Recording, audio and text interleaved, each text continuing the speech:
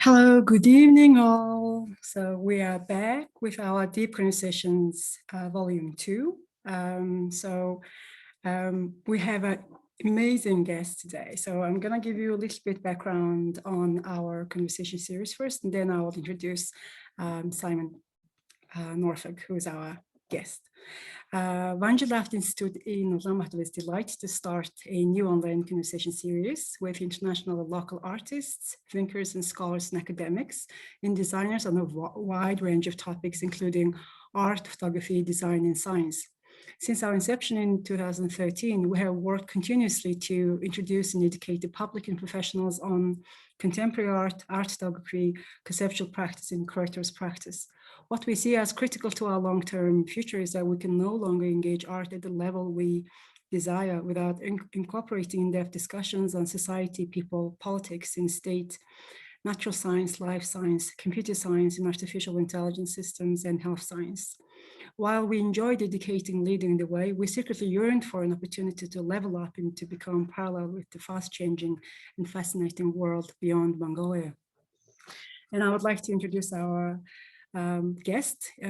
He's our second guest in our series, and he's from the UK.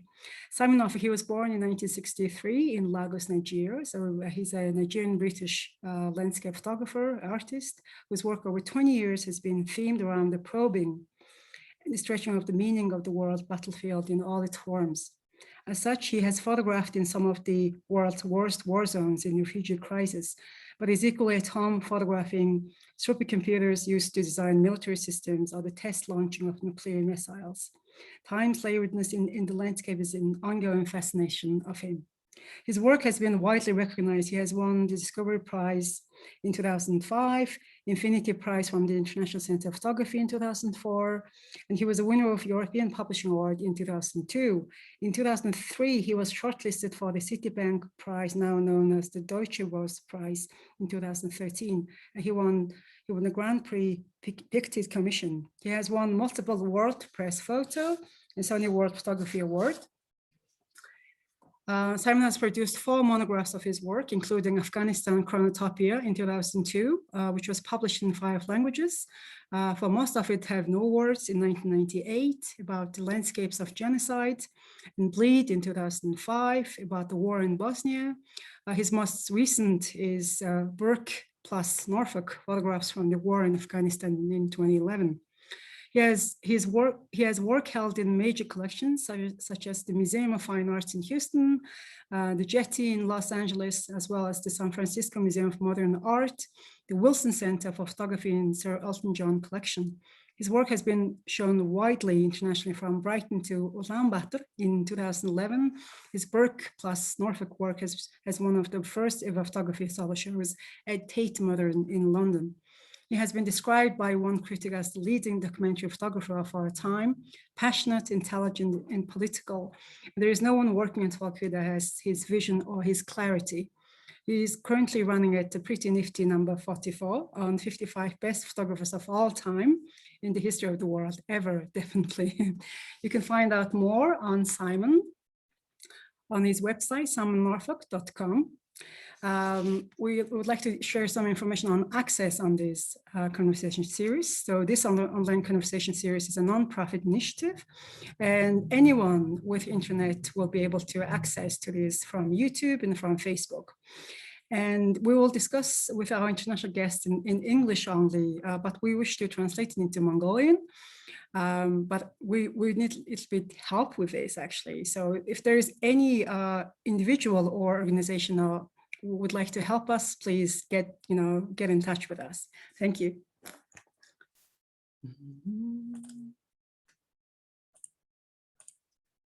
Okay, in 5 minutes, we'll be joined by Simon. He is currently in London.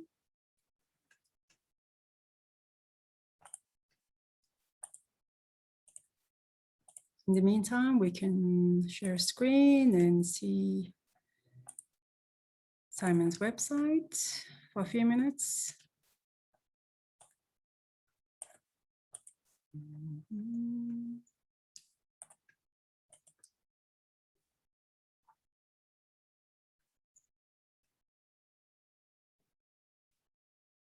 Okay, so when you go on Simon's website, you will see this is the first image you see. This is from his Afghanistan project.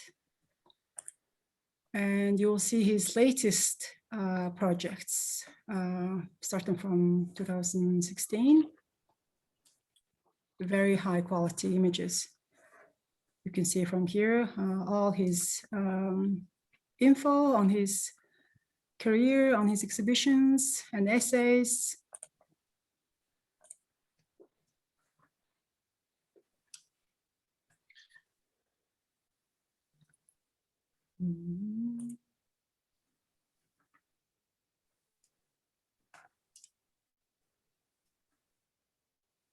So his works has been published in many different kind of publishing mediums, magazines, online magazines, photography magazines. Oh, Simon is here.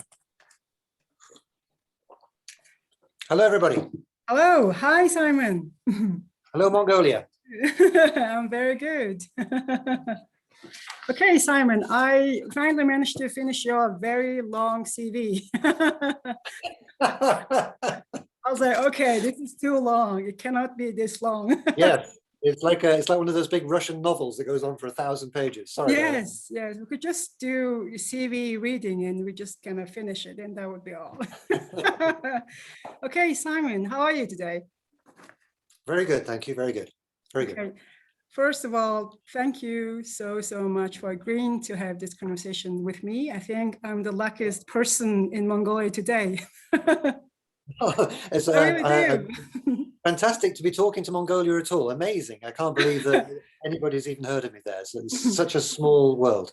Well, actually, I mean, your work has been exhibited in a exhibition in 2007. Yes. I just found out because I wasn't here in Mongolia. I was in the UK. And I wasn't invited to the show, so I didn't see it either. Oh, okay. So you've never been to Mongolia yet?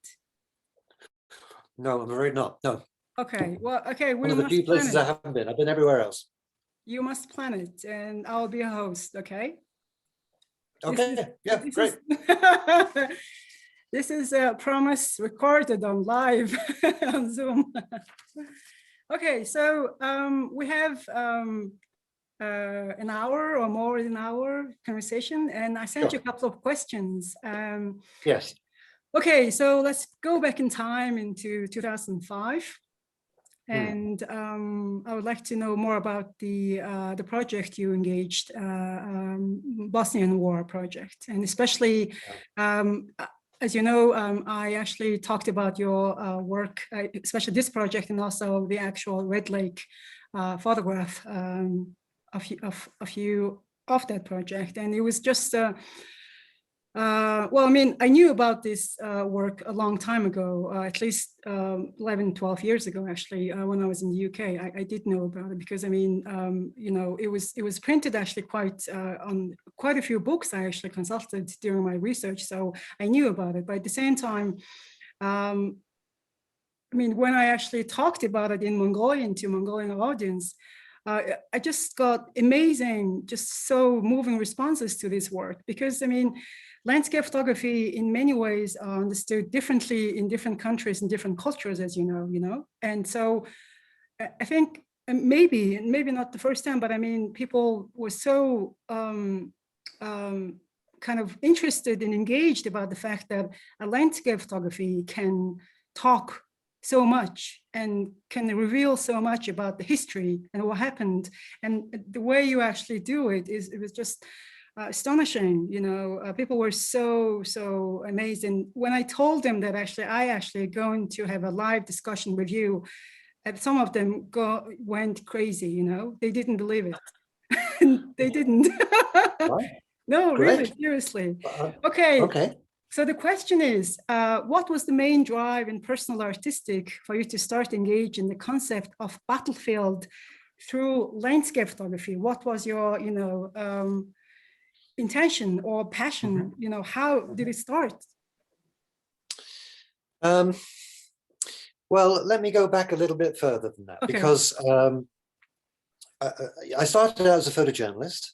working for newspapers and magazines here in the UK, and particularly interested in the activities of the ultra-right in the UK. That was my kind of, when I left college, that was what I was photographing. And I could see there that there was a kind of, that photojournalism it's a fantastic medium. I mean, just look at what, brave Palestinian photographers are shooting in Gaza today, last night, and how that tells us, that's our first information about what is happening in the bombing that happened last night. I'm not one of these artists that's snobbish about photojournalism. On the contrary, I think it's incredibly courageous, and I'm very, I think it's very brave what they do. But it seemed to me that it was very limited, and there was only certain stories that I could tell. And the first time I ever went to my kind of entry into landscape and politics was via photographing the Holocaust of the European Jews. And when I went to Auschwitz in Poland. And I've been around long enough that I could see that the story that Auschwitz seemed to tell has varied a great deal over 60, 70 years since the end of the Second World War. After the Second World War, it was discussed a little bit for the 1960s, and the 1970s, virtually nobody talked about the Holocaust. And nowadays, if you look at something like Hollywood, I mean, they almost talk too much about the Holocaust. There's so many films about it, so many books, so many novels in particular. And it seemed to me that landscape was kind of, it seemed like it was more reliable than human memory, than the history that is written in history books. The history in history books varies according to the politics of the era and the times. You're from Mongolia, you know how times change and histories get rewritten. Yes. And it seemed to me like that by going to the landscape, it was somehow, it held these secrets truer and deeper than the human beings that were visiting these places at times. And I found the human beings untrustworthy because they wandered around. Sometimes they were telling this story, sometimes they were telling that story. When I first went to Auschwitz, it was only a museum where communists were killed. Russian, Polish, German communists. That's the only story that was being told in that museum the first time I went there. And then it was only in the 1990s when the story was completely radically altered, and they said, no, this is a place where Europe's Jews were destroyed. They were not mentioned there at all when I went there at the end of the 1980s. So if something as big as that could disappear off the agenda, it seems to me that these kind of stories, asking human beings in historians to tell the story, seems slightly unreliable. But the landscapes, they seem to take these stories into themselves and hide these stories inside themselves, below the landscapes, almost like an archaeologist. And I've always thought I'm much more of an archaeologist than a photographer. And my job is to go to a landscape, dig, brush away, and then pull something out and go, oh, look what I found, right? That's what I do that's what I do photographically. And that's much more the sort of activities of an archaeologist, really. And it's kind of peculiar that nowadays I actually photograph archaeology for a living. That's kind of what I get paid to do for National Geographic, But that's I'm very happy with that as an outcome, because it always felt very archaeological to me, and that trying to uncover and unbury and re-expose and pull up these stories out of landscape seemed to me a very worthwhile activity, but also somehow a kind of recovery of what was lost. And that was my job as a kind of photographer. So when I went to these landscapes, it seemed that these histories, when I went to these histories, it seemed that the landscape was a truer record almost than what I could find from a journalist. And then when I went to Afghanistan in 2001, and I would say to people, what is this building? And I would get 5 different stories about the building. And I would say, what happened? Who destroyed this building? And you get 3 different stories about it. And then say, hang on, so where were you when the building was destroyed? Oh, I was in a refugee camp in Pakistan. Oh, okay, so you weren't even in the country when this happened, and it was all very, very slippery. And I was left to my own resources to try and find out, how did this building get destroyed, or what was this building before? How did this? What weapon destroyed this building? And one of the things I've learned about modern warfare, certainly the Afghanistan war, the Americans in Afghanistan with the very best technology, the newest techniques and technologies and tactics, is that warfare is becoming more and more unphotographable. It is drifting away from anything that we can see. Warfare is being fought in Afghanistan by special forces, night raids, it's by drone attacks, it's by cyber warfare, it's by signals intelligence. That's where warfare is taking place. And for me to think that I can arrive in a place and photograph warfare is just ridiculous. It is impossible. And if you look at the way warfare is photographed, it was kind of a technique which was invented in the 1930s by Robert Capa and all of those kind of photographers from Europe in the 1930s, the first ever photojournalists, using these new lightweight little Leica cameras and black and white film. And it was a technique that was invented in the 1930s. And to think that you can do that, use those techniques to photograph modern warfare from 2021 is insane. Because warfare is being taken place inside computer systems, with viruses, with signals intelligence. I can't photograph that with a Leica and a roll of black and white film or a Sony digital camera. I'm going to have to invent some new tactics. You're going to have to invent some new techniques for photographing warfare, because it is not visual in that traditional sense that was true in 1930. In 1930, the way to photograph warfare was to get on a ship, a landing ship with soldiers and run up a beach with the soldiers and photograph them as they fired guns at an enemy that they could see. Nowadays, the enemy, the Americans, they fly a drone over Afghanistan, and the pilot is sitting in Arizona, looking at it on a TV screen. How do I photograph that? How do I photograph that? Impossible. So it requires some new tactics from us as photographers, some new kind of methods of visualization. And when I looked at landscape, it seemed that landscape somehow held these stories more truly and deeper inside itself. And then in Afghanistan, I came up with this idea of chronotopia, chronos, the Greek word time, and topos, the Greek word for place.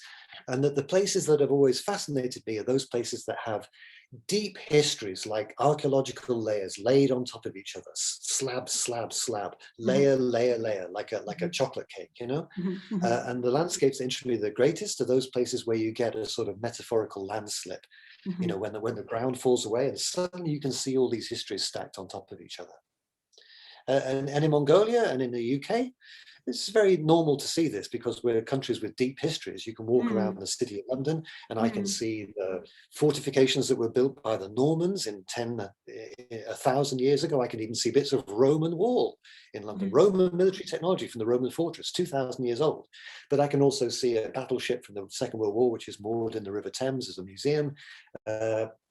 You can see all of these histories. You can see the bit of London that was built by the Elizabethans. You can see little bits of London that were built by the Victorians. And now you can see the bit of London which is built by modern financial capitalism in the city of London. And you can probably see these histories in Mongolia too. In America, somewhere like America, much harder to see, because it has a much shallower sense of history and a much shallower historical residue left behind, artifacts left behind, because the country is only 200 years old. Mongolia is an ancient country that's older than the UK.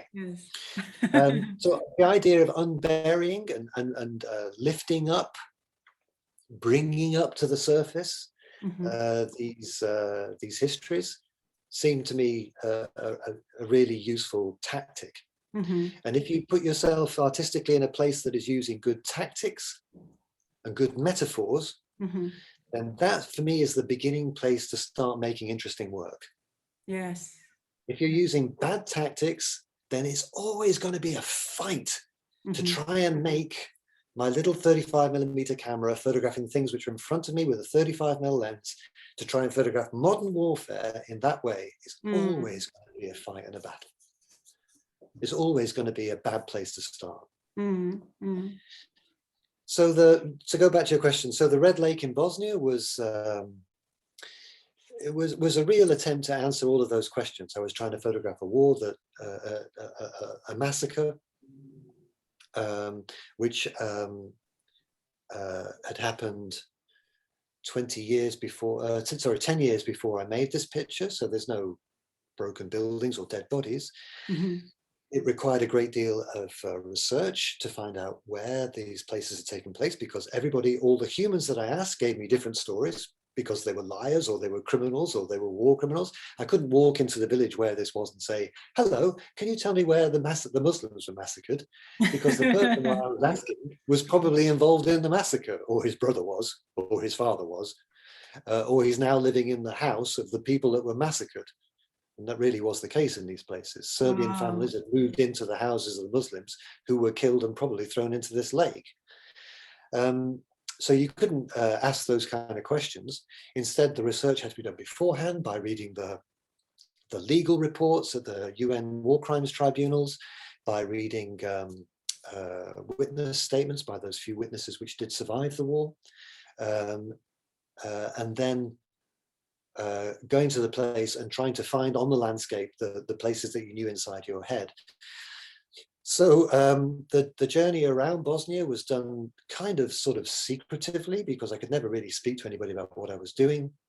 No one would tell me where anything was. I knew that this lake was the aluminium factory.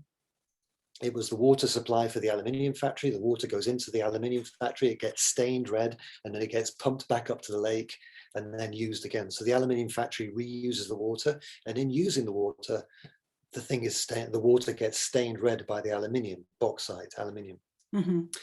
So I knew it was a great metaphor, but also, importantly than just being a metaphor, it is exactly the place where about 500 Bosnian Muslims were machine gunned by Serbian forces after the fall of Srebrenica during the Serbian War in 1995, probably on the actual dam itself, on the wall of the dam. It's a sloping wall, and they used that as a place of mass murder.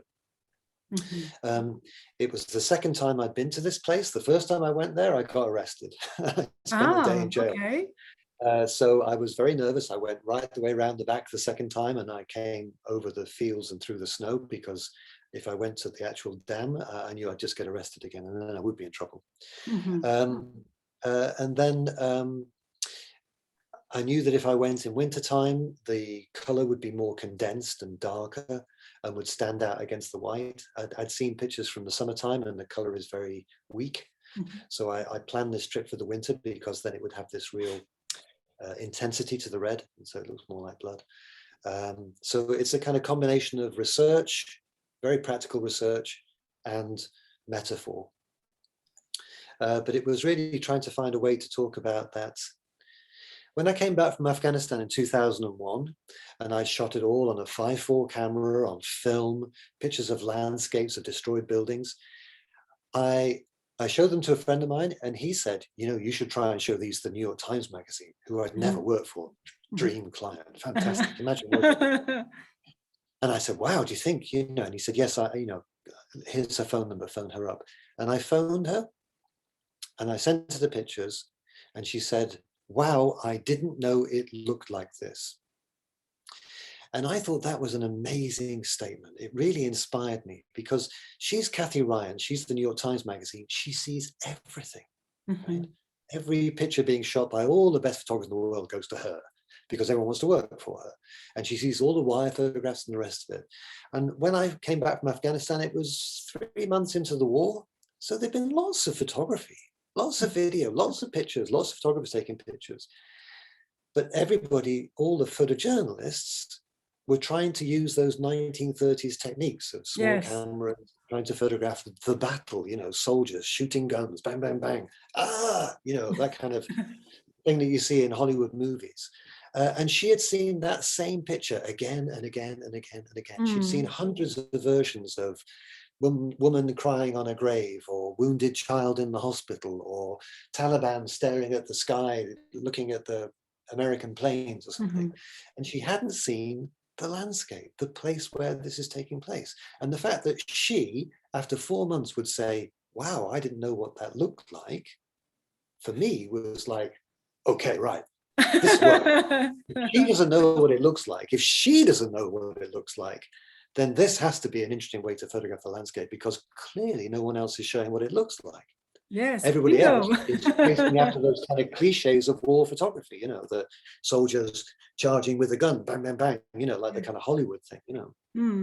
And that's what kind of gave me sort of fire to continue to work in that way, because it seemed like it was not just a little bit more honest, because the landscape seems to hold the stories, but also because it seemed like it was quite refreshing. You know, if she thinks it's new, then it's kind of refreshing. And the other thing that I believe in as a photographer is that you don't have a right to an audience. You don't have a right to anybody spending a day looking at your work. You have to earn that right. Completely. You have to make people want to come in and see your work. Why on earth should I go and spend my Saturday afternoon in a dark gallery looking at photographs of Afghanistan when I could go shopping, or go to sit in the park, or go and get drunk in the pub, or whatever it is the English do, you know? And so for me, the challenge always is, how do I make you want to look at my work? Why would you bother spending a Saturday afternoon looking at this? Or why would you bother spending $40 buying one of my books or something? I have to make you want to do that. And for me, the landscapes are beautiful. And beauty is a way of, it's like honey. It's like how I draw you in. I want to kind of seduce you a little bit. I want to make you, you know, look at one of my pictures. I watch people sometimes in the gallery, and they come in the room and they go, oh, what, that looks nice. What's that? Oh, that's lovely. Oh, it's oh, bloody hell. Oh, God. Oh, no. Oh. Yes. Right? That's exactly what happened when I explained about the work, right? With the red lake. You've got to go, come. Right? That's what you have to do. Because why should people come in? You don't have a right to an audience. It doesn't matter how fancy you are as an artist. You have to make people want to come in. And for me, beauty is a kind of tactical thing to drawing people in. And what I love about that Red Lake picture is it's really beautiful. I mean, I worked really hard to make that picture beautiful. Yes, I'm sure. Day, the emptiness of the landscape, the snow created this kind of simplicity, this kind of minimalism. The color is so strong off the red, off the white, and I work very hard to make the pictures very beautiful, because for me that is an important part of this kind of honey trap, this seduction. Yes.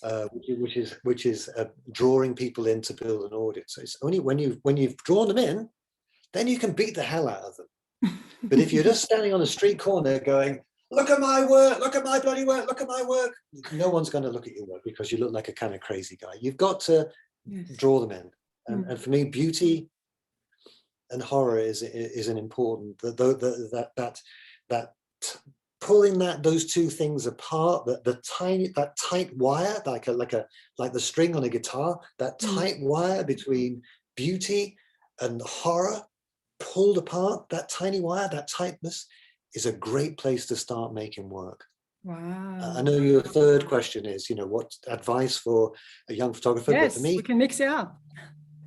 Well, good metaphors, but also that tension between there. If you can get in there and start playing with that taut wire, it's a great place to start as an artist.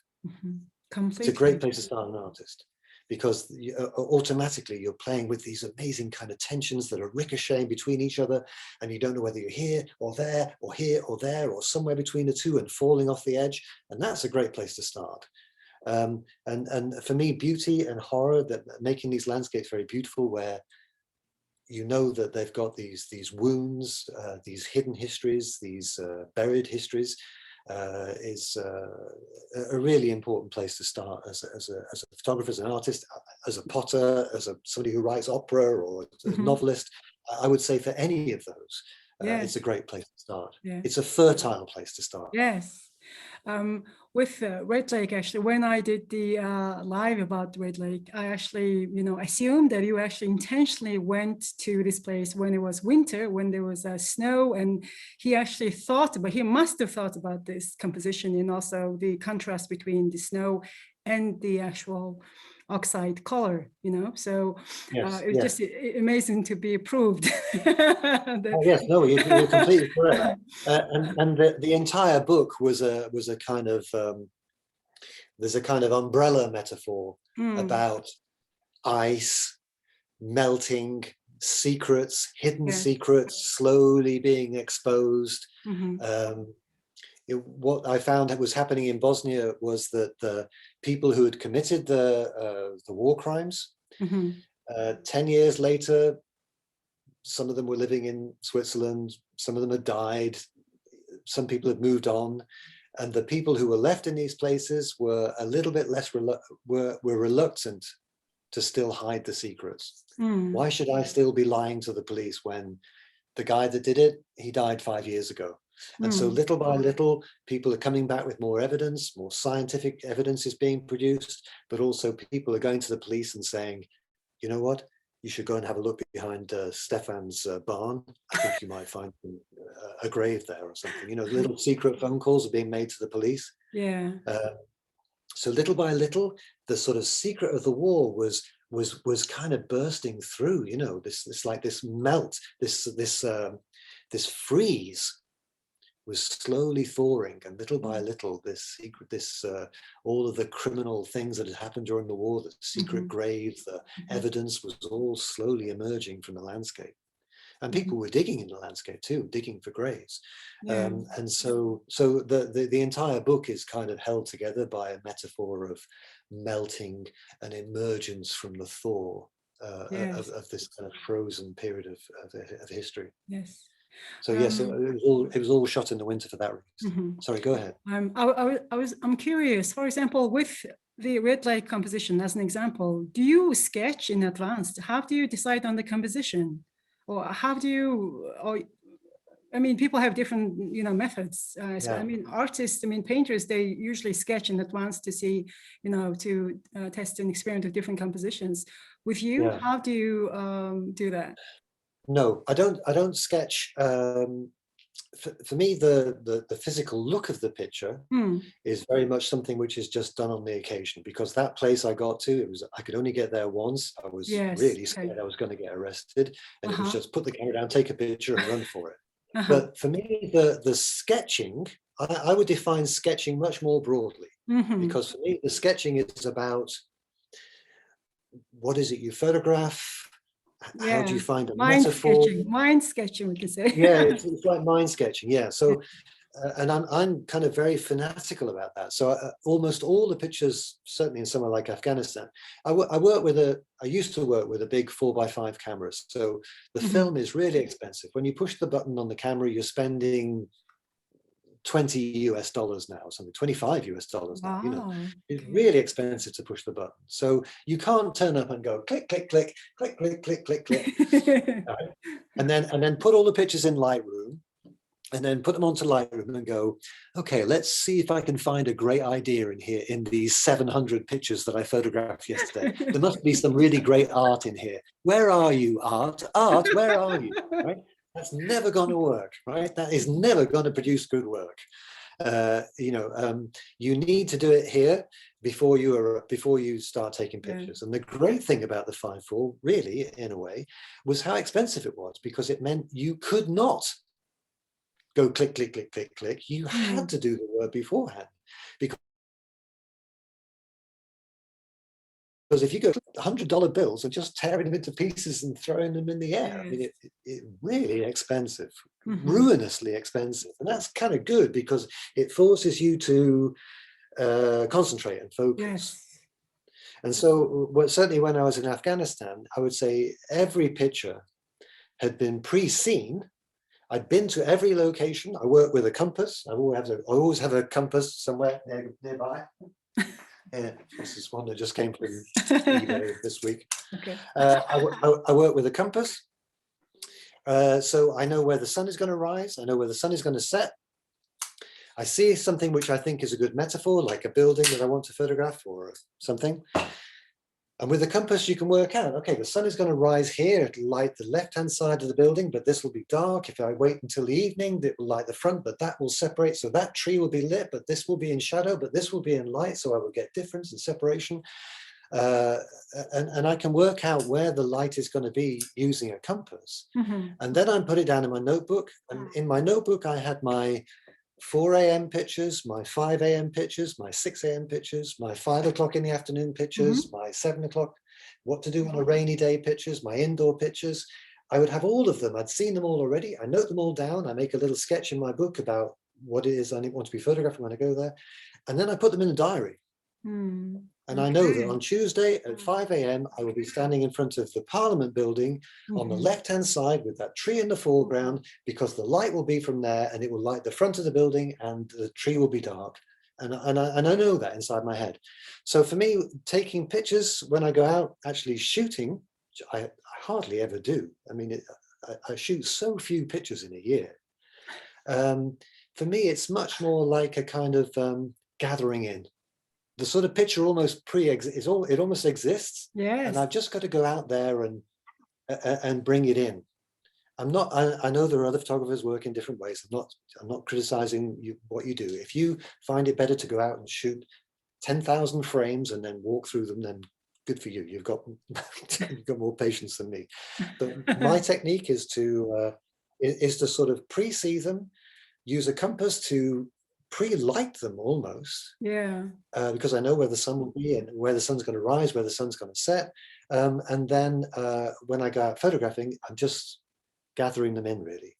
So the book that you have on my website, which you're showing, the Chronotopia book that I did in Afghanistan, which was the book that got me really noticed and got me lots of clients, New York Times Magazine, and got me galleries and got me print sales and completely changed my career. I think when I shot that book, I shot 247 sheets of film. And I think there are 48 pictures in the book. That's it, 247 in total. The entire shoot was 247 clicks. Wow.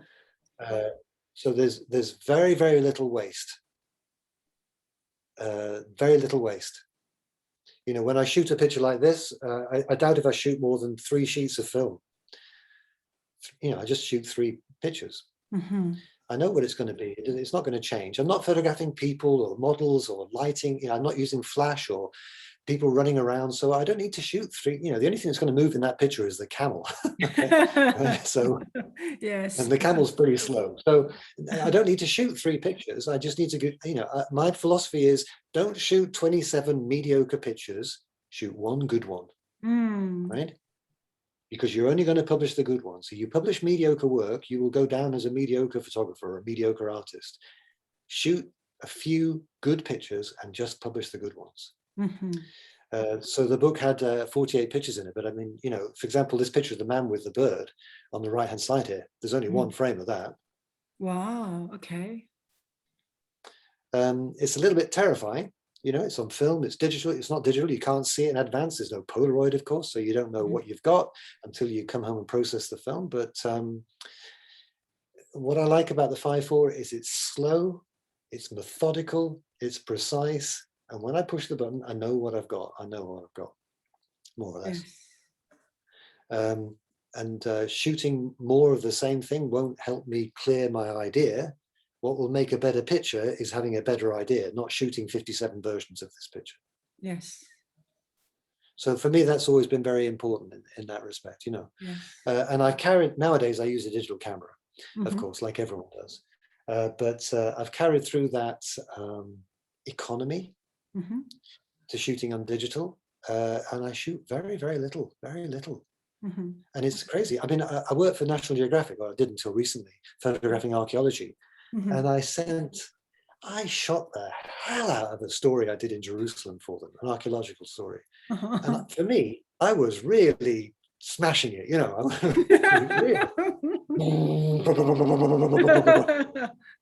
And I sent it in and I said, "Are you happy?" And she's like, "Oh, you haven't shot very much." And I said, well, I sent you 3,000 frames. You know, for me, that's a lot. What were you expecting? And she said the other story she was working on, the photographer had sent 90,000 frames. Oh my goodness. What? 90,000?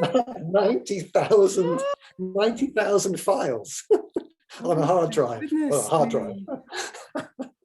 Why would you even want to go through all that work?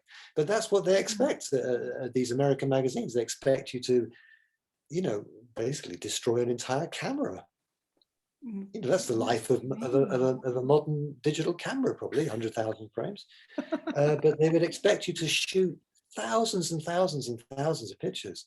And me, I just put the camera and I go, wait, got it. Okay, let's go. And that's me at work. So even now I have a digital camera, medium format digital cameras that I use. You know, I can get everything I've ever shot onto a 4 terabyte drive. Everything I've ever shot on 4 terabytes. Everything you ever shot, you mean? Yeah. And I've been a photographer for 30 years. Wow. A lot of stuff's on film, of course. But I mean, certainly the last 10 years when I've only worked on digital, it all fits on a 4 terabyte drive. Oh, I think it's actually, there it is. There. Very economical, Simon. That's my career.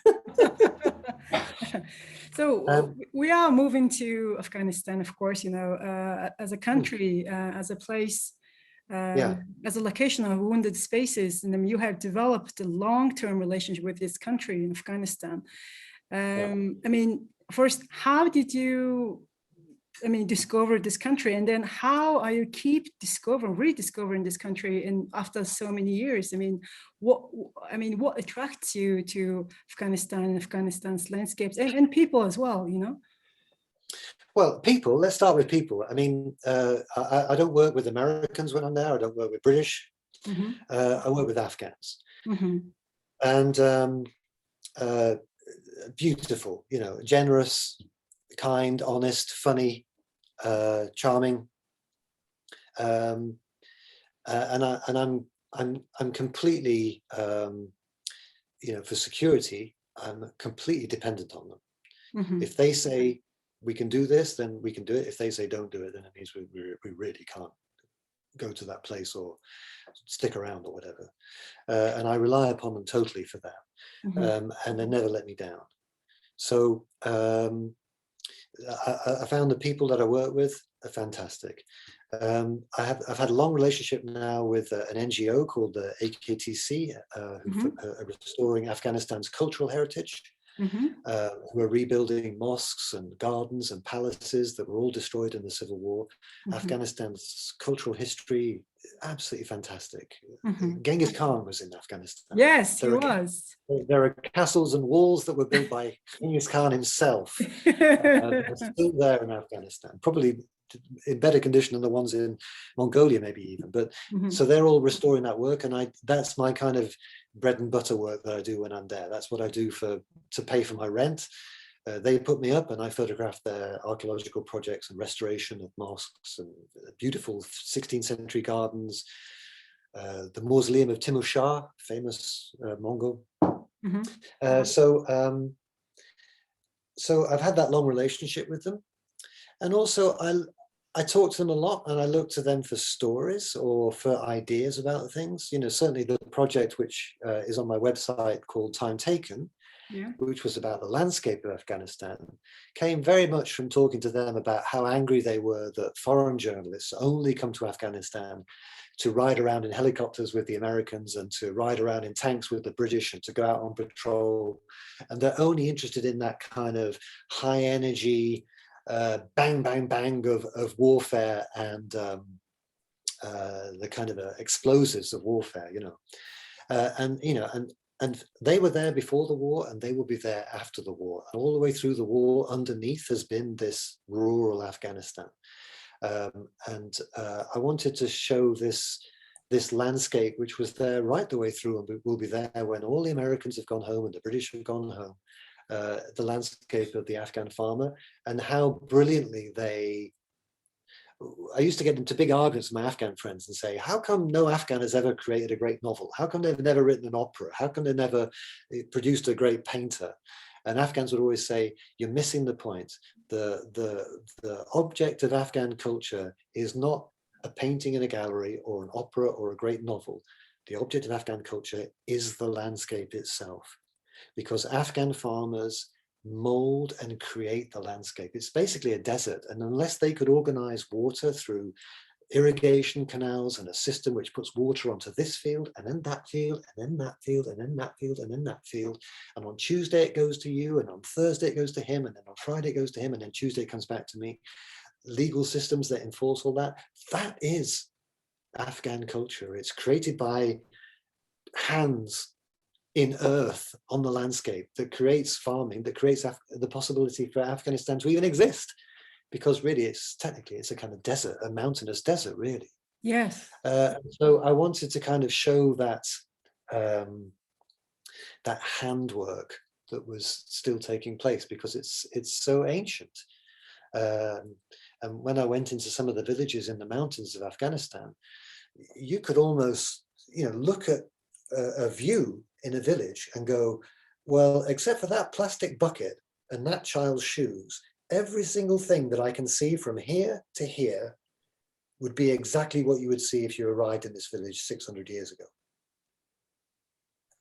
The number of things which have changed in the last 100 years, you could almost name them. That TV aerial, that plastic bucket, and those tires. The rest is 1600 or 1500 or something, Mm-hmm. The society is so static.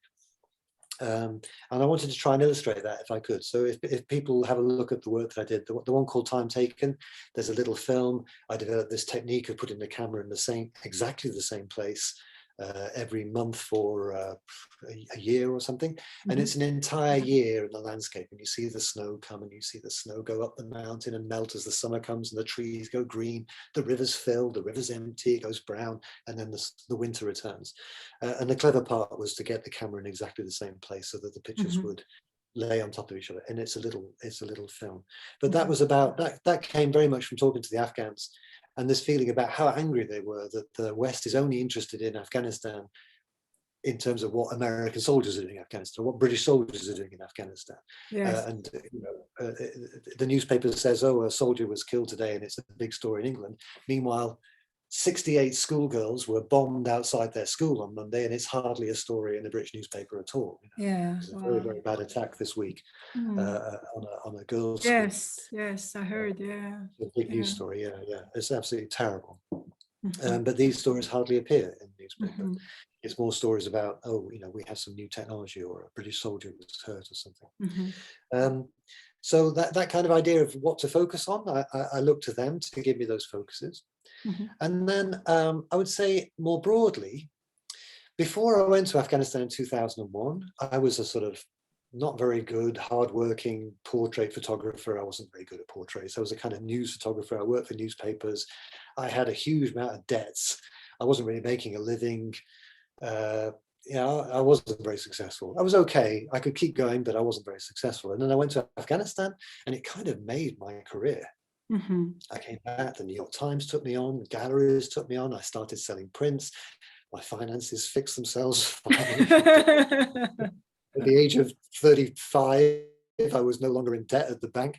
And so I feel like I owe Afghanistan. I really feel like I owe the place. It really kind of made my career, and I should try to pay that back in some way.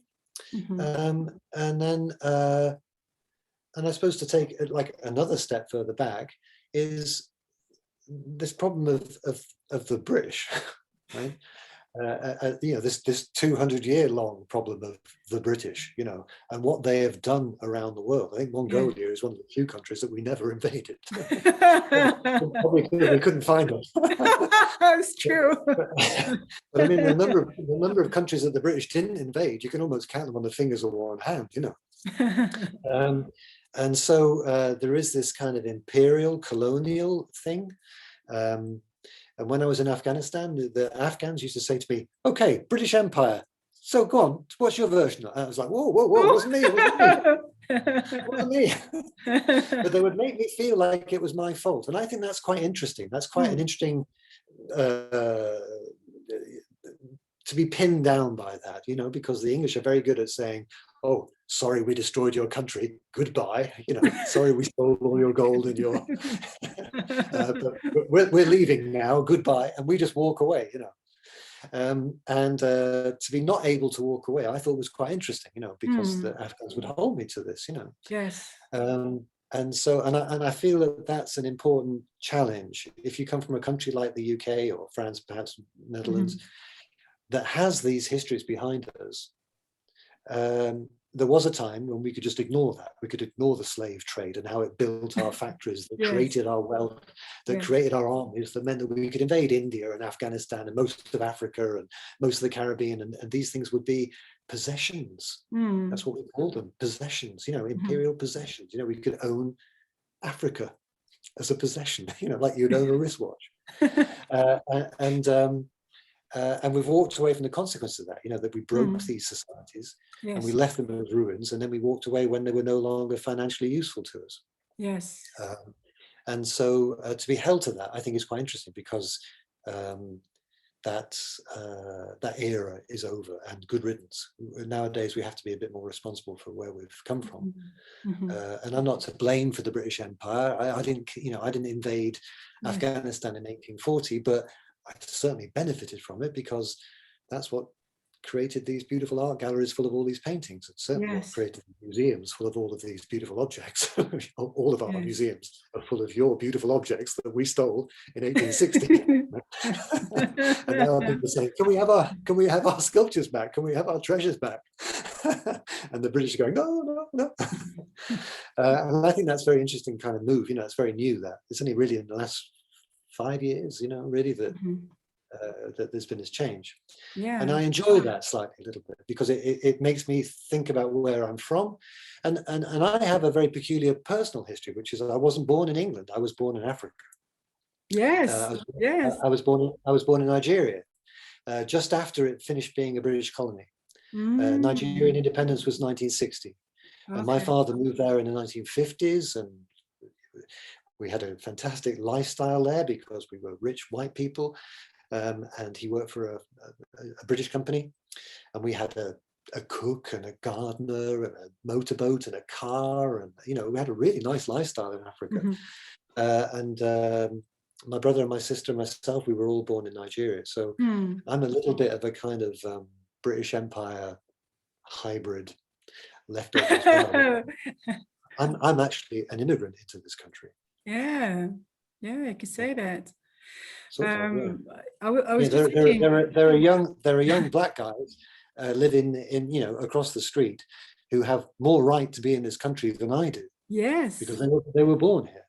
Interestingly, yes. And people say to them, "Oh, where are you from?" You know, no one ever says that to me, but in actual fact, I'm actually from Africa, and he's from London. You know, he was born in London. I was born in Africa, but because I'm a white guy, I have the right to be here. Apparently, I think that's very interesting. You know, I think because when I was growing up in 1980s, Afghanistan as a word, as a country, it was just synonymous to war, really, you know, because the Russians were there, you know, it continued for a long time. And because I actually learned Russian in high school, so I could actually read and understand TV, because we had many, you know, Russian TV channels then. You know, it was socialism.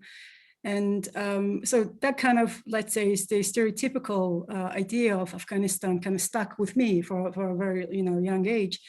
And your projects, I mean, especially, you know, themed around and actually located in Afghanistan, it just kind of changed everything for me. I mean, I think it changed everything for many people, I would say, you know, especially in this era where media is dominated by agenda and bias. I think in that you have in special position, you know, really, Simon.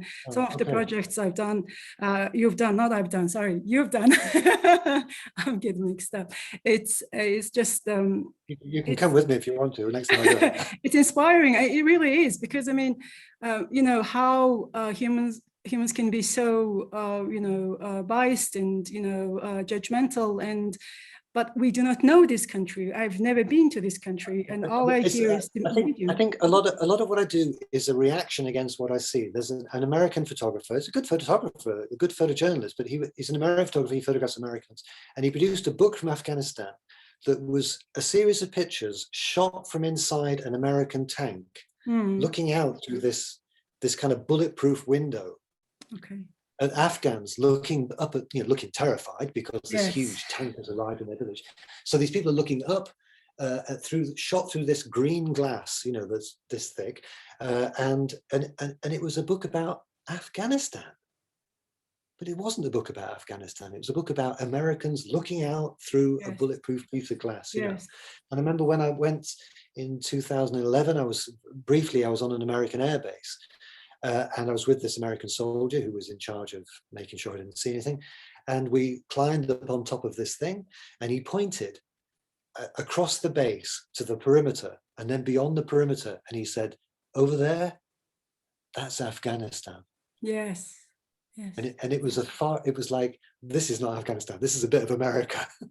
This is a little capsule of America that has landed inside the middle of Afghanistan with hot showers and salad bar from a buffet and a bar.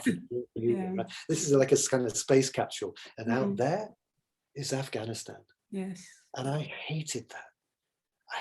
I'm sure you did. I'm sure you did. That viewpoint. Out there are 38 million people that are coming this way.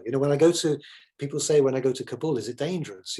Yes, it's dangerous for me as an English guy. I mean, London is dangerous too. I mean, so as Ulaanbaatar, Yeah, and Afghanistan, particularly at the moment, the security situation is very bad. But in Kabul, there are 6 million people who take their kids to school and worry about their job and try to sort out their broadband and try to get their careers on the road and all those kind of things, and it's not all about an explosion or a killing or a political thing or an American helicopter flying overhead.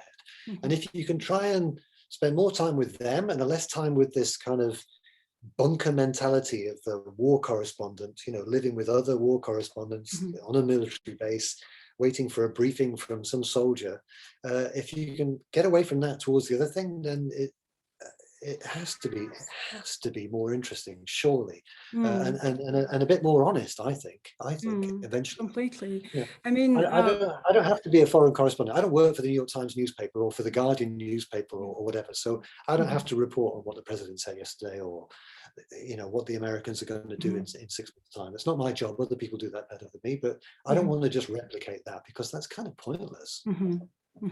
I mean, in some ways, I mean, Mongolia is similar, in similar position with Afghanistan. I mean, not with the wars and conflicts, but I mean, we have let's say people from the Western countries. I mean, they have very strong and fixed stereotypes of Mongolia and Mongolians. I mean, it just sometimes it's too much, and I mean, some photographers, they do a good job, I would say, to be honest and to be genuine and to be also, let's say, honor, we are, because I mean, not everyone is the same. Also, we have, different people from different backgrounds, different income levels. I mean, so as everywhere, but most of the times what happens is a photographer comes into Mongolia, maybe spend, maybe a maximum 7 days top.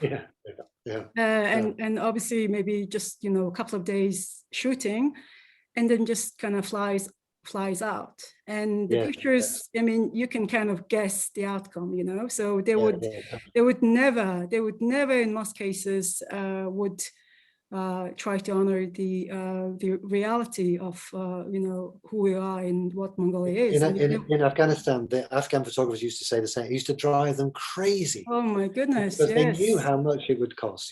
They know what the plane ticket is. They know how much the hotel is. And when a foreign photographer arrives in Afghanistan, I know how this works. I mean, I've done, I used to do this myself. But when a foreign photographer arrives, they don't speak the language. They don't know what's going on. They don't know how to keep themselves safe. And so what they do is they employ a local photographer. And Oh, the first thing they say to a local photographer is, "What's going on?" wow, And the really? local photographers are like, "You've come all this way and you spent $5,000 and you don't even know what's going on. How on earth are you going to do anything other than just reproduce a load of cliches about Yes. Mongolia or Afghanistan Yeah. or Africa?" And what they do is they just go to the poorest areas of the country. They will Yeah, just want to show the misery, and especially in the mid 90s. I mean, of course, I mean, the socialism collapsed. I mean, we're in a crisis in many ways, and I mean, we had homeless children. A lot of homeless children actually were on the streets, and there were a lot of photographers. Actually, I did yes, in a yes, I series. remember. Yeah. And fast forward in mid 2000, I mean, Mongolia starts to get better with economy and mining and all that. And I mean, it was quite difficult to find homeless children actually, on the street. So I actually met someone, a Mongolian, who were just trying to find homeless children because I mean, they weren't existent anymore. I mean, there were a few, still a few left, but I mean, we kind of, tried to take care of them and sort the problem out. And it's just, it really is makes me really angry sometimes. It's just that I mean, where is the I remember. balance? I mean, where is the balance of the of the photographer and also the ethics of it? Yes, How you because at going the to, end, I think at the end of the day, the problem is that the photographer is not held to account for what they do. yes. And I remember two things, two stories. Once I was photographing exactly in that kind of frame of mind, photographing in a refugee camp in Africa in the early 90s. And I didn't have any, I was just doing the cliche thing. And I was photographing this camp and everyone was waking up and they were cooking and it was all full of smoke between the tents and I was taking pictures like, man, these pictures are fantastic. Smoke and people coming out of their tents in the morning, looking around and the light. And I was like, I am going to win a prize for these pictures. These are great, And this guy came towards me and he said, "Oh, hello.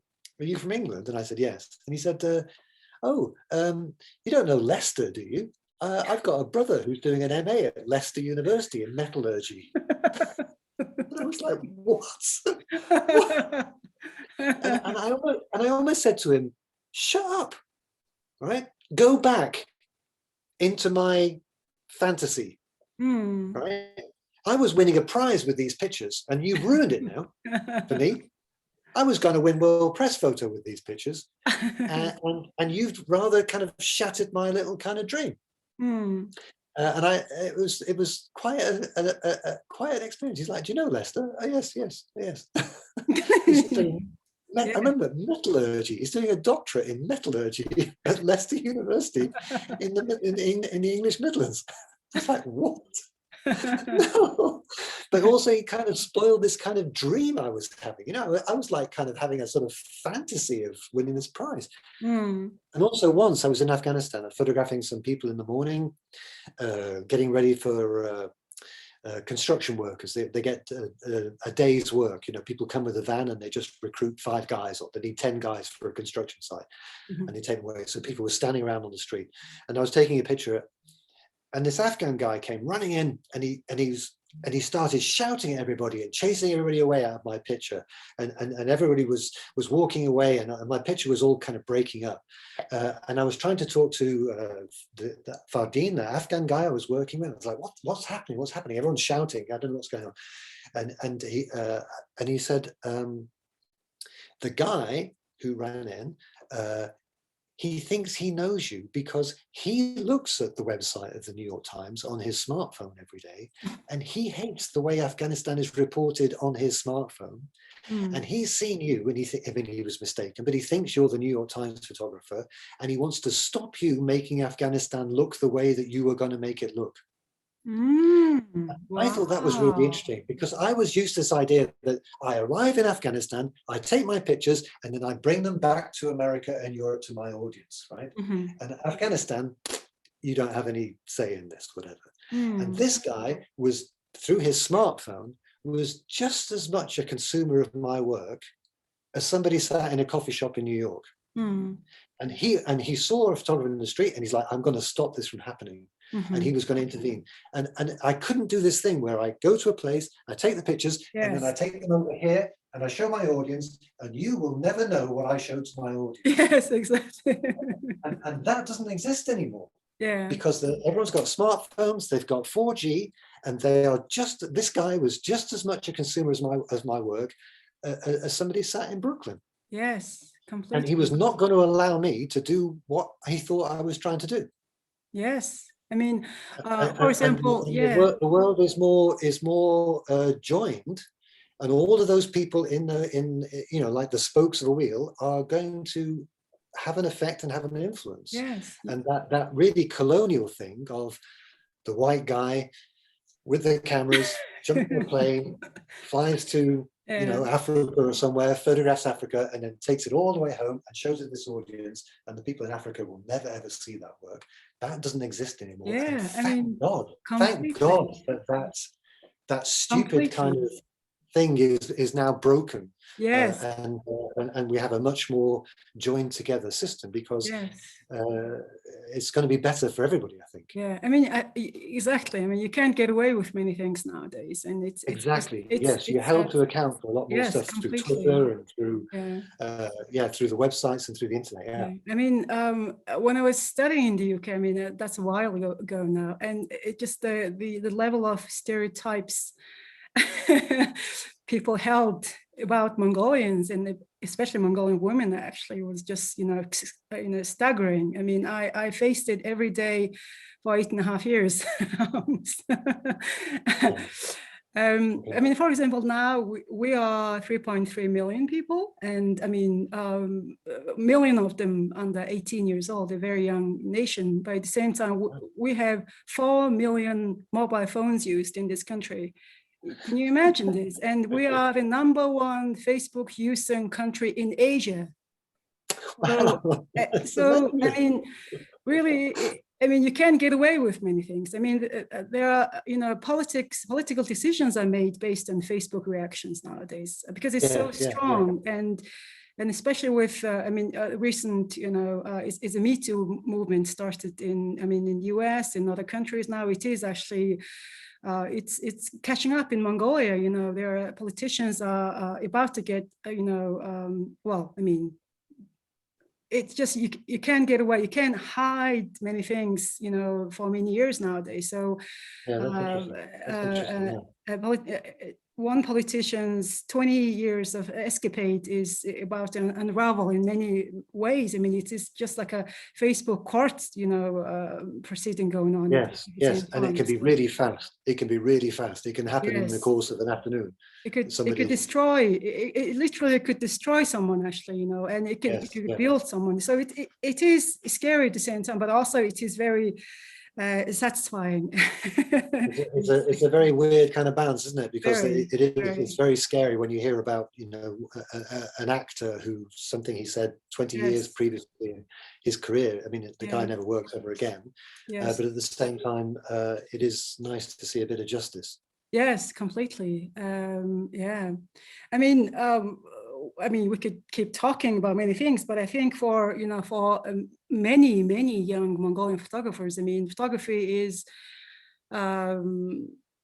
quite big in Mongolia in some ways. I mean, especially with the advance of digital cameras and also smartphones, it's just it's massive in Mongolia. But at the same time, what we lack is, for example, photojournalism.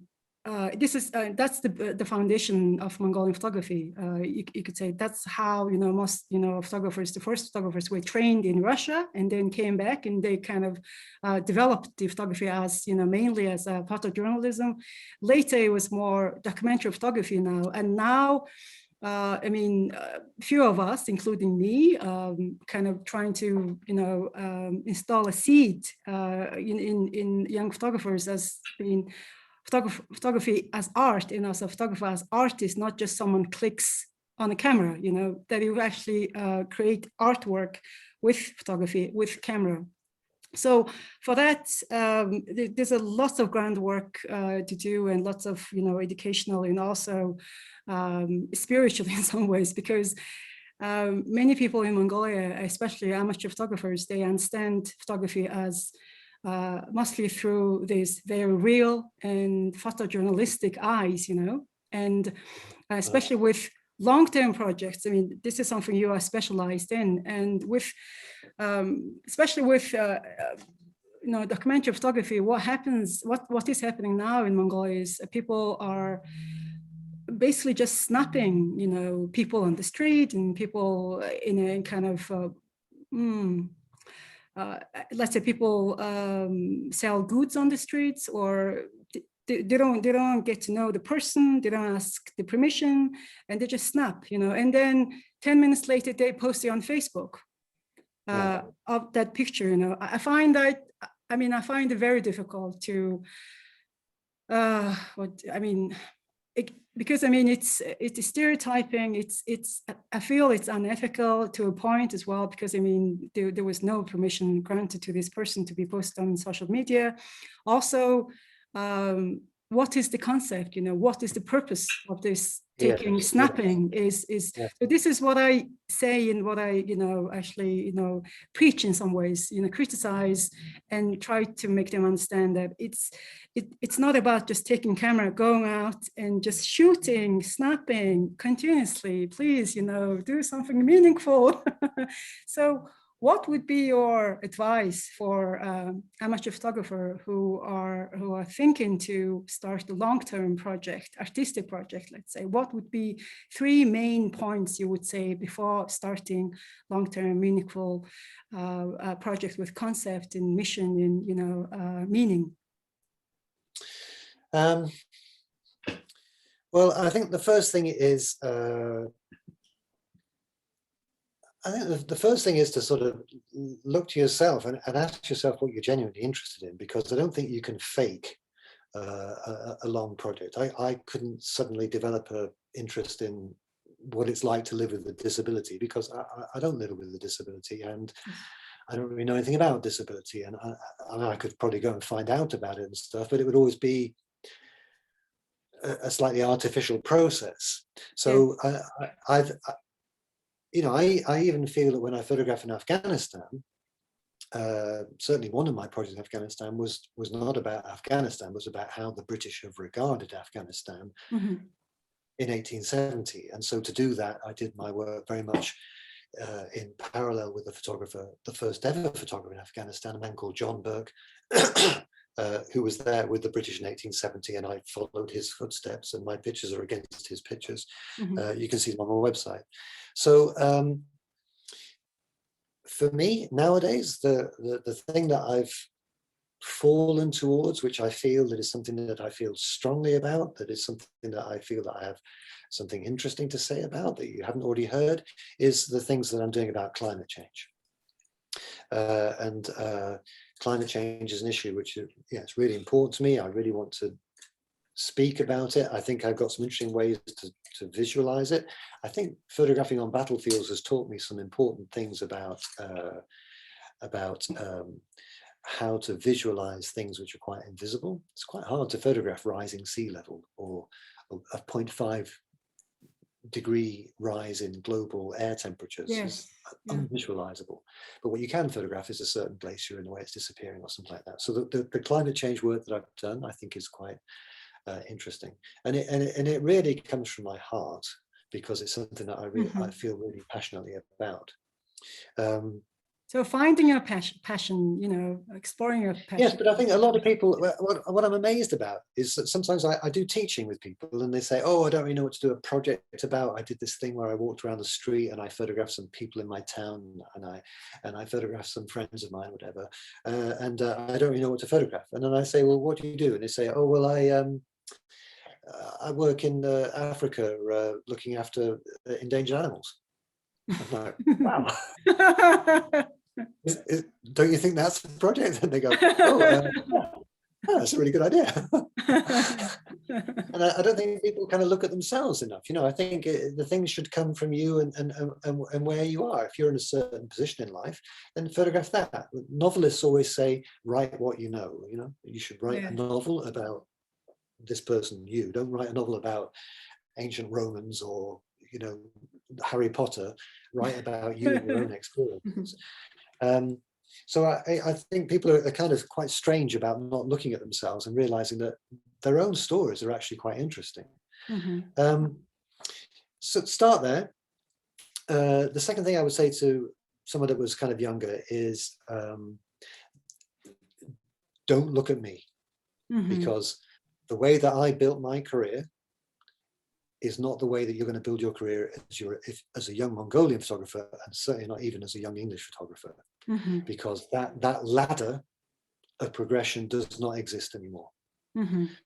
You know, I started by doing little stories for British magazines, and then I would run in and try and sell them. I get a few £100 to go to Africa to do a story, and I'd go and do a story in Ireland or something, and then I would come back and get £800, and that would enable me to buy a camera lens and go and do another story. None of that exists anymore. Even National Geographic magazine are not producing enough money to do assignments for them, and you need to find other ways of paying to do work. If you know, any work, even if you're just photographing your own street, is expensive. That means social media, really. And trying to find ways of making social media work. I have a very big presence on Instagram, 165,000 or something, but even I've never worked out how to make that financially mean anything at all. I don't get anything for it. I don't get cash. I mean, I look on Instagram all the time, and there are people who are being given plane tickets and free cameras, and you know, come to Italy and photograph a beautiful hotel in Bali and Indonesia, something. I don't know. I've never had anything like that. I've never been able to do it. But what I do with my Instagram is I borrow equipment, and I use it. So if somebody lends me a camera to go and do a project, for me that's better than cash, because I would have had to find cash to go and buy a new camera to do this project, because my camera is 10 years old and needs replacing. So, for example, now over here I have this very beautiful little thing that came in the post yesterday, which is the new Hasselblad. Wow. Which they've lent me for 3 weeks to do a project on, to take to Afghanistan, to shoot this next work in Afghanistan.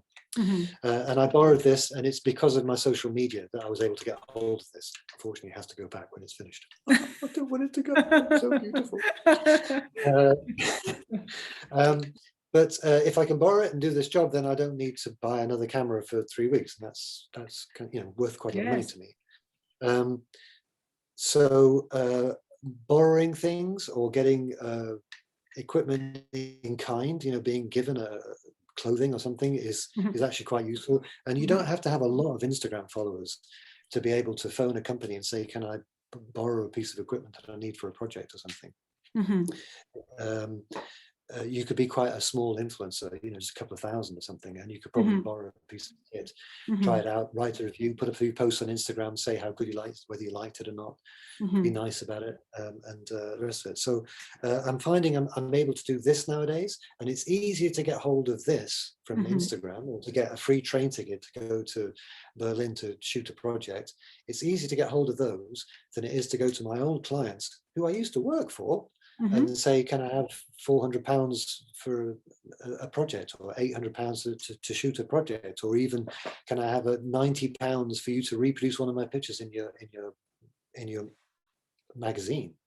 You know, I can't even get paid for my pictures appearing in newspapers anymore. So Instagram, grants, prizes, awards. Is a much better way of trying to find a financial way to shoot even a small project than the way I did it, which was, my first instinct would be, okay, here's an idea, I will pitch this to a British newspaper, or I will put it to an American magazine, or I will put it to a German science magazine, or something like that. That's how I did my entire career, was through magazines. But nowadays their budgets are zero. It's absolutely zero. Yes, yes.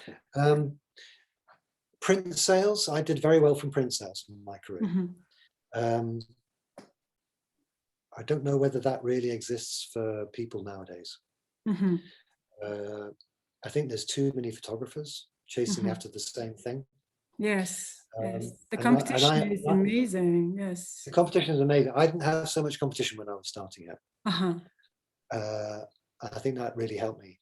Mm-hmm. I don't sell a lot of prints nowadays. I used to. Mm-hmm. Mm-hmm. Well, no, I never sold many, really. I never sold a great many prints. I'm not like Bertinsky or, you know, one of these really kind of megastar photographers, Richard Moss or someone like that probably sells, you know, and probably pays for everything he does. I've always had to live quite cheaply. Mm-hmm. And I suppose that's the third thing, is that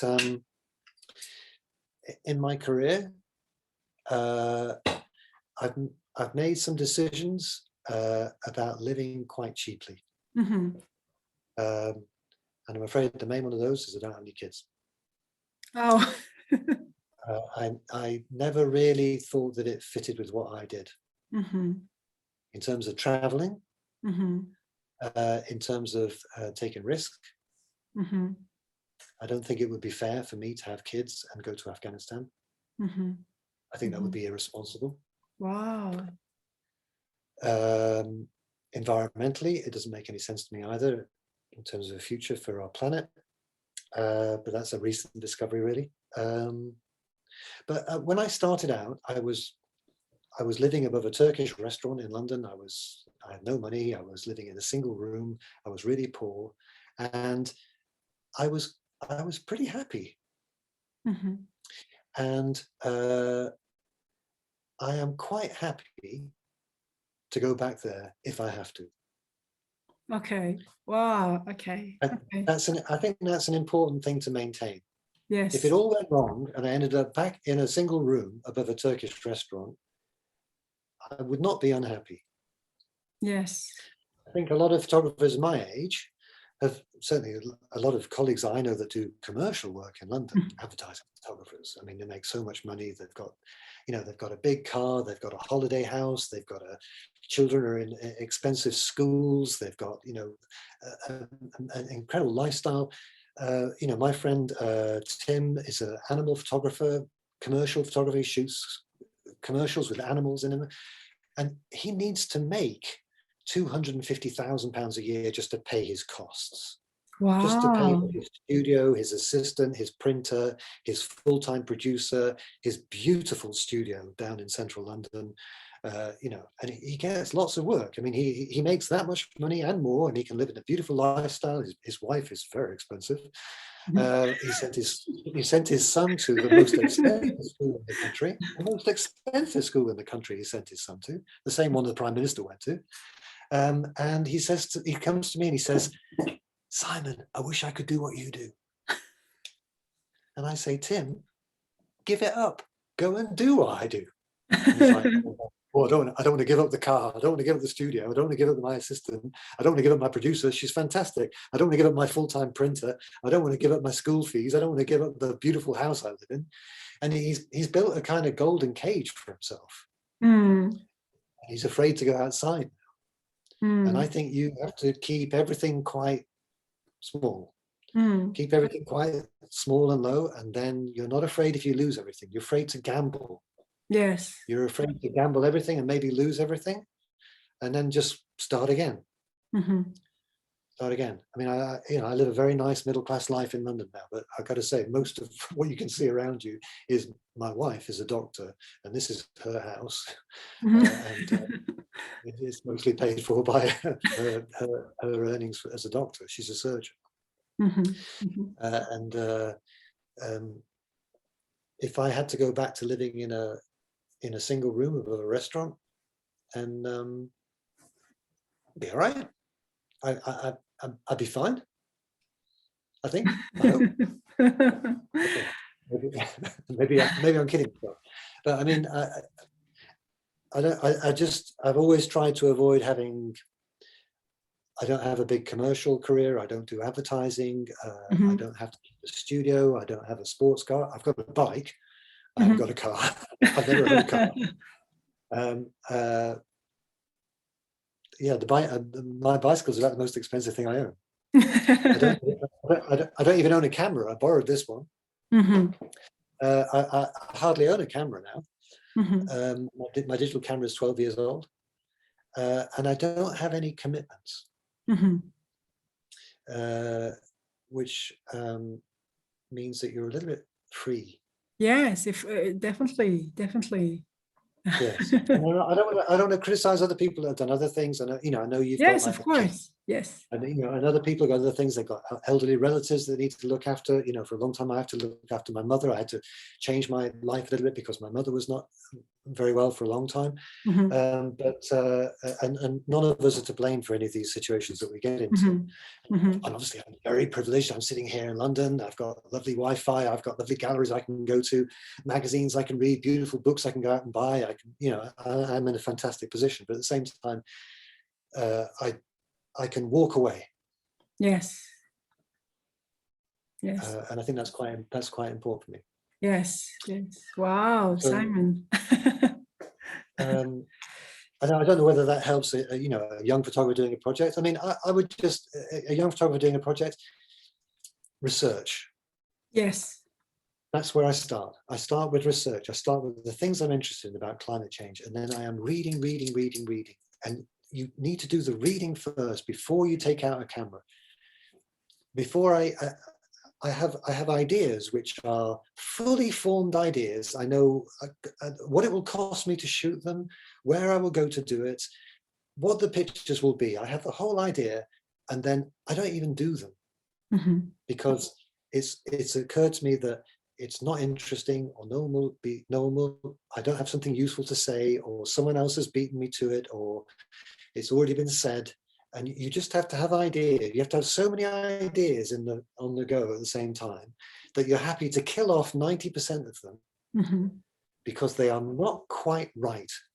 And then the one that you have left is interesting and useful and fresh, and you have something amazingly new to say, and it's something you really care about. And that's the one that I throw all my resources at. But that can only come if you've got lots of ideas on the go, and ideas can only come by engaging with the world, which means reading, talking to people, coming up with ideas, looking at websites, looking at books, finding new things that people have to say. I would say the worst thing you can do as a young photographer is obsess about what everyone else is shooting. Yes. If you spend all your time looking at other photographers' work, then you will just make work which is like other photographers' work. Come up with your own ideas, come up with your own story ideas, do your own research, and it will put you in an interesting place,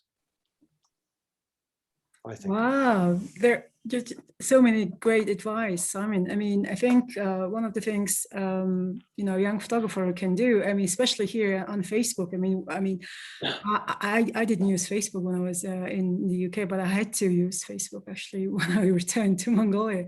So the first question, I mean, most starting out photographer asks here is, which camera I should buy?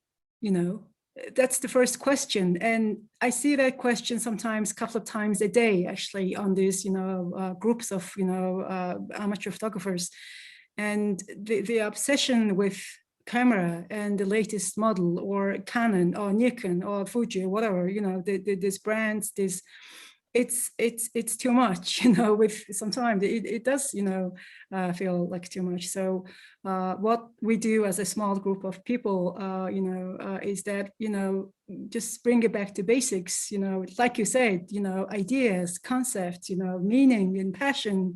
All of these are so fundamental. I mean, of course, camera is about the most unimportant part of the entire equation. If you designed a really good project, if it's got something that no one else is talking about, if you found a really interesting way to photograph this issue, which no one has seen before, then it will almost kind of tell you what camera you should go and get. Yes.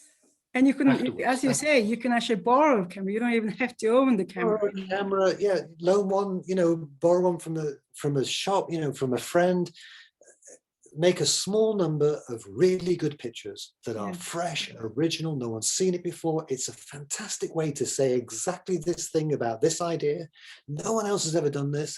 And everyone's going to look at it and go, wow, that's great. Do that. Yes. But don't talk to me about, oh, you just bought the new 50 megapixel something or other. I don't care. I mean, I don't even know what cameras I've got. I've got a 5.4 camera, which is 18 years old, and I own a digital camera which is 10 years old. my poor old phase one camera, which cost me so much money when I bought it, but now it's a piece of garbage. And I have a Sony camera for taking pictures of people, which is 5 years old, and I have one lens. I've never been one for lots of technology. I have this is a 12-year-old laptop. Why, it's working well so far. I managed to work this, online It conversation. doesn't work. The battery is not very good. And I bought this secondhand. So I mean, I've never been one with lots of equipment, because that's part of that being lightweight thing that is important to me, not having lots of commitments. So if I'm not obsessed about cameras and equipment and having a big studio, I don't have a studio.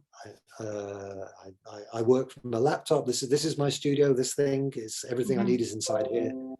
I've never had a lot of that kind of stuff. Other photographers I know have got cupboards full of lenses and camera gear and things like that. I've never known why they need to have all that stuff. And it could be that this project that you want to do, you can just shoot it on your phone. If it's a really great idea, just shoot it on your phone. Maybe that's it. I'm so happy that I actually got you, talking about this, especially the camera obsession, because I mean, I keep saying and saying and saying. Sometimes it's like, Mongolian saying something to Mongolian, it doesn't, sometimes it's just like, okay, you're Mongolian, it just kind of blocks it. But when you say it, maybe they kind of take it more seriously. I think the most important piece of camera gear that I've bought in the last 5 years, this is a good example. Okay, so I wanted to photograph the way that glaciers are disappearing because of climate change. And some people asked me to try and think of a way of photographing it. So it's a really difficult thing to photograph. It's almost invisible. How do you photograph this? This glacier is now 1 meter less than it was last year. And every year it's less and less and less. Almost impossible to photograph. And then I did so much research, and I found one glacier in Switzerland where there is a shop, and the shop charges, every year they dig a tunnel through the glacier, and they charge a little fee to tourists to go inside the tunnel, and through the blue light, through the ice, you can see the beautiful light. And it's a little touristic thing. And because their little tunnel thing is disappearing when the glacier disappears, they've covered the glacier with a blanket. Every year they put a massive thermal blanket on the glacier to try and save this thing from disappearing. So the thing is, it's a mad idea that you can cover a glacier with a duvet cover to stop it from melting. Just a seconds. I have to move because my battery is running out. Just 2 seconds. You have to plug in your battery. Yes, always plug in. Okay, so fine now. So I wanted to photograph this blanket, because the blanket is all destroyed on the glacier because it's been up there for many winters, and it looks like, when I saw the blanket, this destroyed blanket across this massive glacier, it looked like, to me, this is the metaphor thing. Yes. It looked to me like the glacier was being wrapped in cloth for its own burial. Yeah. It looked like it was being made ready for its own funeral. And for me, that was a really great glacier, a really great metaphor. Now, so the next question is, how do you photograph it? Not what camera do I need to buy, but how do you photograph it so that it really displays that idea? And to me, the only way to do that would be to light it from the top. Because when you light the blanket from the top, you get this amazing sense of the texture of the blanket.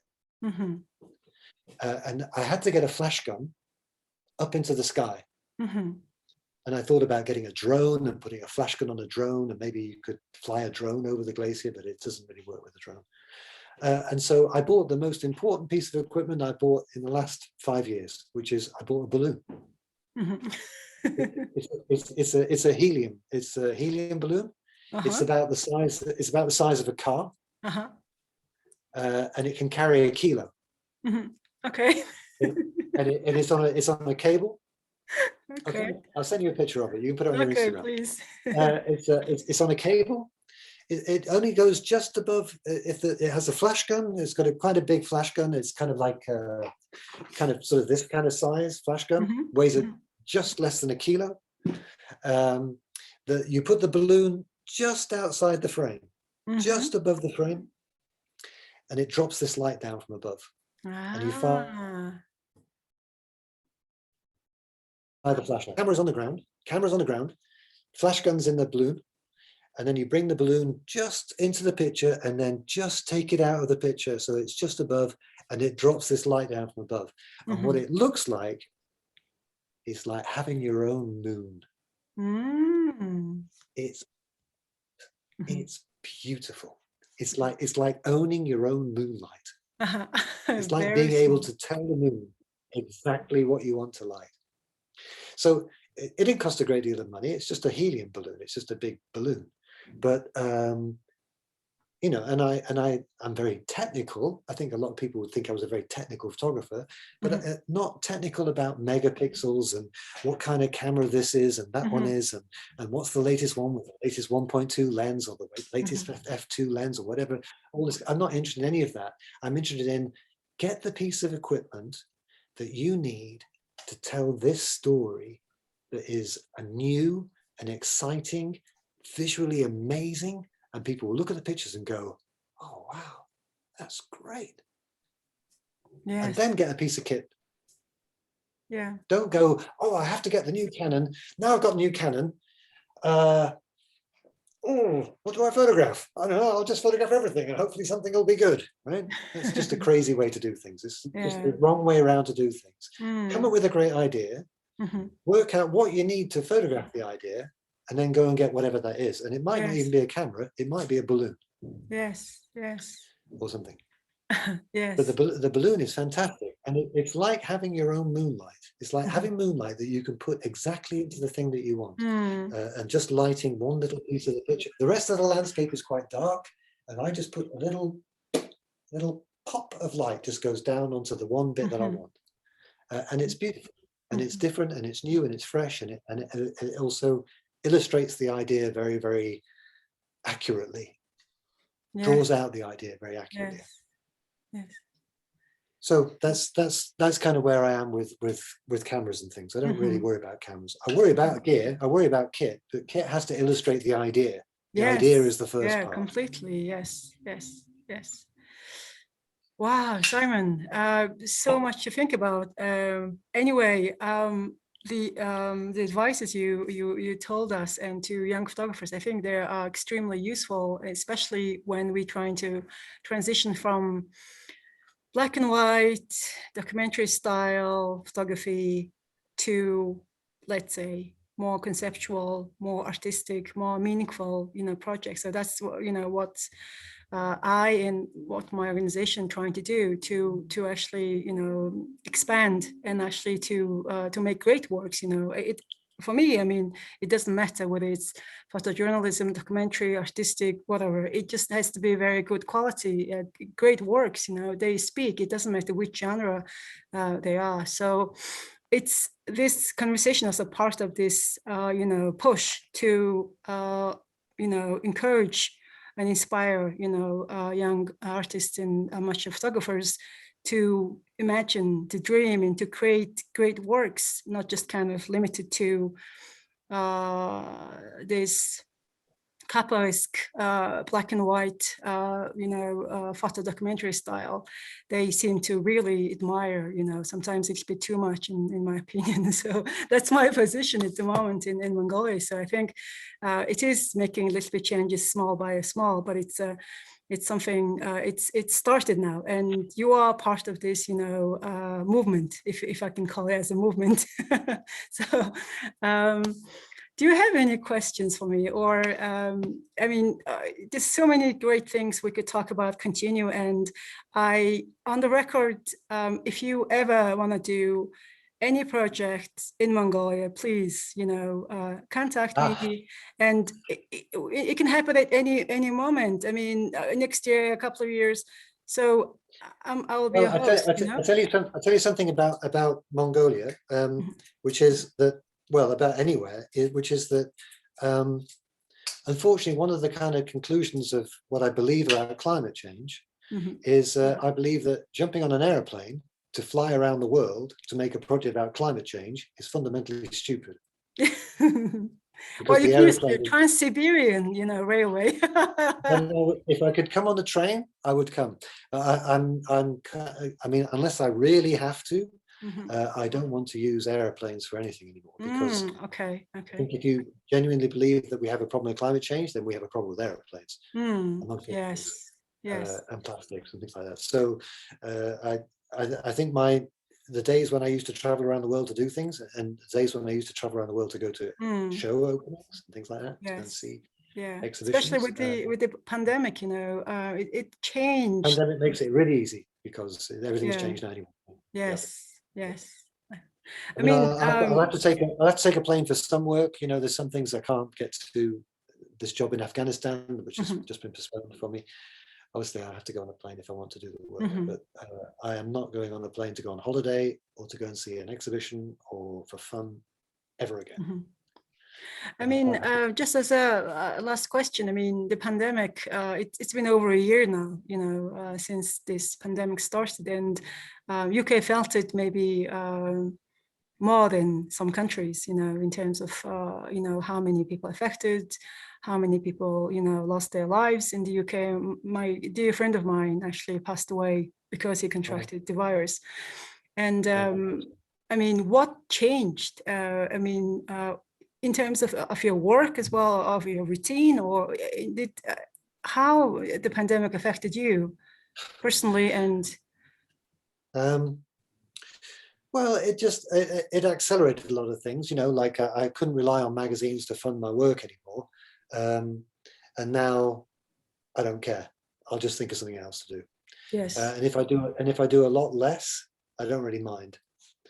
I have to say that what happened at the beginning of the pandemic was my wife got cancer. And I became a carer. Okay. So there was this kind of pandemic thing, but there was this other thing that I was dealing with. Oh my goodness.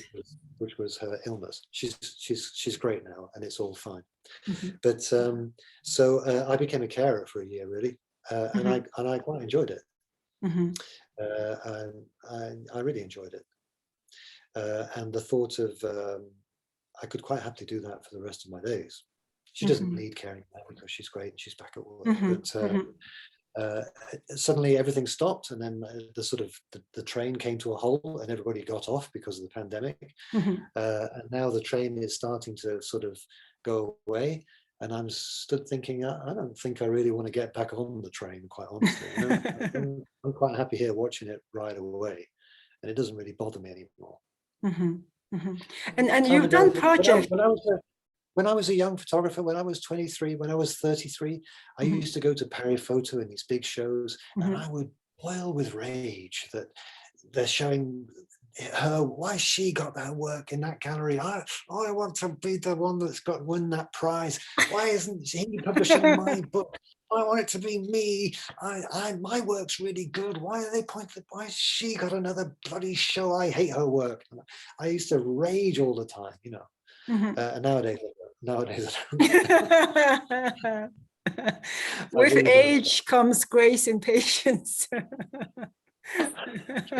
Grace. I've been incredibly fortunate. I've done so many amazing things. I'm very happy with what I've done. I think I've learned a few things. I mean, I still make mistakes, but I was very, very fortunate to go into photography at a certain level at a certain time, when a magazine would phone me up and say, can we send you to somewhere incredible to see incredible things, and we'll publish your pictures about it. And I am very, very grateful for what I had. And if I can't do that again, I'm not going to be angry, and I'm not going to be sad. I'm just going to say, well, I had a great time, That's good enough for me. I've done some wonderful things. I've seen some amazing things. I spent an hour on YouTube talking to Mongolia, for God's sake. Who else gets the chance? Yes, and you're inspiring so many people here. I mean, Simon, I'm not being, because I do pay compliments. I'm happy with that. I'm happy with that. And I don't need to still do that. I don't particularly want to still be a photographer when I'm 75. Yes. I don't want to have a legacy, and I don't want to have a foundation in my name, and I don't want to have, a wing of a museum named after me. I just don't really sort of need all that or want it, really. I just want to have fun, do some nice things, and be grateful for what I've got. Mm. But you still do inspire people. I mean, really, And, even though you don't and want to be. most important thing is that my wife is healthy. Yes, family comes first. And everything else is kind of unimportant. I guess that's what kind of COVID has kind of left me with. Yes, yes. Yeah. Okay, Simon, thank you so much for your time. Hopefully I'll meet you in person in London or wherever in Mongolia. Who knows, it's, we Yes, can. one day, somewhere. Yes, somewhere. and And if any of your people have got any questions or anything they want to ask me, just simon@simonnorfolk.com, write to me directly. And if there's anything you want me to look at, or I'm very happy to look through work or give advice about things. Sure, If yes, to see stuff. yes. My email is on my website, and I'm happy to help out if I can. So we'll translate this video soon, and then hopefully, if people are interested, then we can kind of get together, portfolios or something. I mean, if you have time, that would be Sure. Amazing. Okay, yes. Simon, thanks so much. And Great. this is just one of many conversations I would like to believe, if I'm if I can dream about it again. And if you want to talk about a certain topic on with me on whenever, you're welcome anytime, Simon. Welcome. Okay. Yep, you know where I am. Get in touch. Okay. Bye-bye. Best of luck. If I'm not here, I'm out riding a bicycle somewhere. And greetings to your wife. Yes, thank you. That's very kind of you. Thank you. Good luck with everything. Bye-bye. Thank you. Bye-bye. Bye. Bye-bye. Bye-bye.